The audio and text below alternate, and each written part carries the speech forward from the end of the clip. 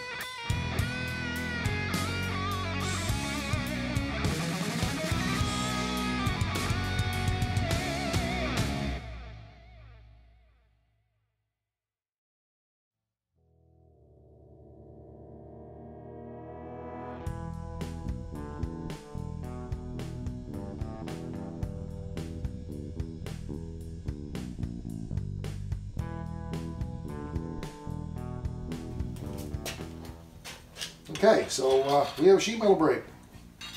We'll learn how to use it a little better. It's been a long time since I used one, but the gist of it's pretty much universal. Put a piece of metal in, bend it, release it, put it in a different way, bend it. I don't know where the handles are on this one.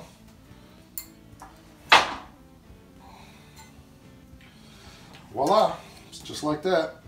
And we've created a nice little brake and a bend. So this is going to be perfect for making frame rails for the Challenger, which is the main reason I bought it. But there's a million things that I can make out of it. I've got a bunch of other projects I want to do.